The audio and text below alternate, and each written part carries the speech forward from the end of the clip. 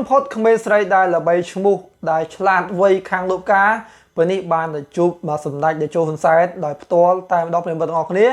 ដែលប្រិយមិត្តមួយចំនួនមិនទាន់បានដឹងឥឡូវមកសម្ដាប់ពីការបានជួបសំណេះសំណាលដែលសម្ដេចពុកបានជួបក្មេងតូចគាត់បានទៅសេ caption យ៉ាងវែងតែម្ដងអញ្ចឹងប្រិយមិត្តបាទដែលនិយមតាមដាននៅក្នុងបណ្ដាញសង្គមមកទស្សនាក៏ដូចជាមកស្ដាប់បាទពី caption របស់សម្ដេចដែលបានសរសេរយ៉ាងវែងអំពីគាត់ជួបក្មេងតូច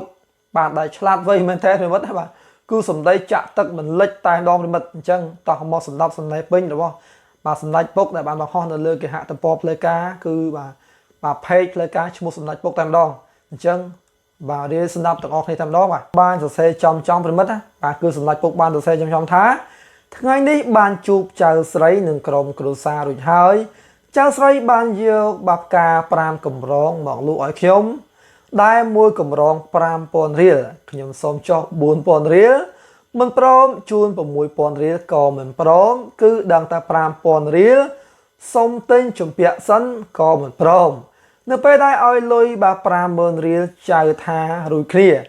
ប្រាប់ថាជំពាក់តា5កម្រងត្រូវមកបាទត្រូវយកមកឲ្យបាទតាទៀតចៅឆ្លើយថ្ងៃក្រោយយកមកលក់លើក្រោយគិតលុយទៀតអញ្ចឹងបាទគឺអានសម្ដីមកគឺមិនន័យថាគឺក្មេងតូចយើងពិតជាឆ្លាតខ្លាំងមែនទេមិត្តណាបាទហើយសម្ដេចបានបន្ថែមថាសម្ដីចាក់ទឹកមិនលិចគូឲ្យស្រឡាញ់ឪពុកម្ដាយប្រាប់ថាមិនបានបង្ខំចៅឲ្យបាទចៅទៅលក់ផ្កាទេ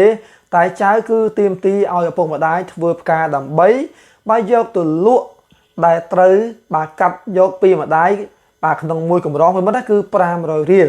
ហើយសម្ដេចពុកបានបន្ថែមទៀតថាខ្ញុំសួរចៅស្រីថាចង់ធ្វើអីនៅពេលខាងមុខហើយចៅស្រីក៏បានឆ្លើយថា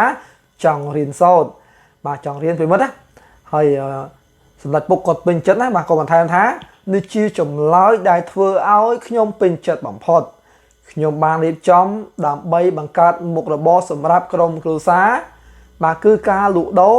និងបាទកសិកម្មនិងចាត់ចែងបាទនាពេលខាងមុខអញ្ចឹងគឺសម្ដេចបាទគាត់នឹងបាទរៀបចំក៏ដូចជាការបង្កើតមុខរបរសម្រាប់ក្រុមគ្រួសារបាទគឺការលក់ដូរនិងបាទកសិកម្មដែលចាត់ចែងនៅពេលខាងមុខអញ្ចឹងគឺសម្ដេចបាទស្ដាប់ពីគាត់បាទយល់ឃើញមិនអាច comment នៅខាងក្រោមវីដេអូបាទគឺជារឿងមួយដែលល្អប្រសើរមែនទែនបាទអញ្ចឹងមានតែចូលរួមបាទត្រេកអរទៅដល់គ្រួសាររបស់នាងតូចរបស់យើងបាទពិតជាមានសំណាងខ្លាំងមែនទែនពីមិត្តទាំងអស់គ្នាអញ្ចឹងវីដេអូនេះមិនតែប៉ុណ្្នឹងទេបើសិនជាលើកទៅលួសដោយប្រការណាមួយនោះសូមមេត្តាខន្តីនិងអភ័យទោសដល់រូបខ្ញុំបាទផងបើសិនជាខុសទោសដោយប្រការណានោះបាទខ្ញុំបាទនឹងបាទកែតម្រូវក៏ដូចជាបាទទៅតាមអ្វីដែលបងប្អូន comment នៅខាងក្រោមវីដេអូផងដែរអរគុណបាទវីដេអូនេះមិនតែប៉ុណ្្នឹងទេខ្ញុំបាទភក្ត្រាអរគុណជួបគ្នានៅវីដេអូក្រោយ